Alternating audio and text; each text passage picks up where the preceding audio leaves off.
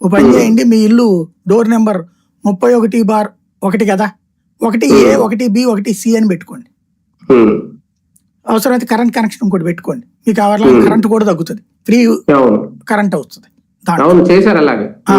తీసుకుని free current కూడా వస్తుంది కదా పేదలు ఇది కాబట్టి.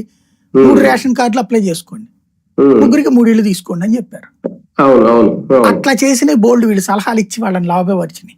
నాకు తెలిసిన వాళ్ళు కూడా అలా జరిగింది, చూశాను నేను.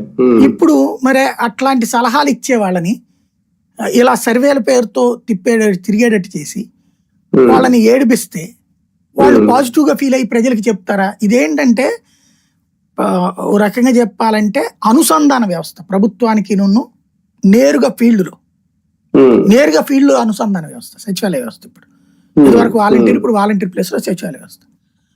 ప్రజలతో అనుసంధానం అయ్యే వ్యవస్థను డిస్టర్బ్ చేస్తే వాడు వెళ్ళి నీ గురించి ఎట్లా పాజిటివ్ చెబుతాడు అక్కడ ప్రభుత్వానికి, ప్రజలకి?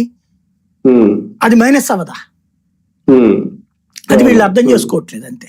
అంటే మేబీ ఇంటలెక్చువల్స్ ఉంటారు ఇలా చుట్టూ, ఇంటలెక్చువల్స్ గ్రౌండ్ రియాలిటీ తెలియని వాళ్ళు ఉంటారు, వాళ్ళ సలహాలు విని ఇలా చెడగొడుతున్నట్టున్నారు, చెడిపోతున్నట్టున్నారు. సరే, ఇక్కడ ఇంకో విషయం, ఢిల్లీ పర్యటన ద్వారా రాజ్యసభ రేపు 4 సీట్లకు సంబంధించి ఏమన్నా ఒక క్లారిటీ తెచ్చుకున్నారు అనుకోవాలా? ఎందుకంటే అంత ముందు పవన్ కళ్యాణ్ గారు వెళ్ళి రావడం, తర్వాత ఈయన వెళ్ళి రావడం, ఆ ప్రస్తావన ఏం రాలేదు.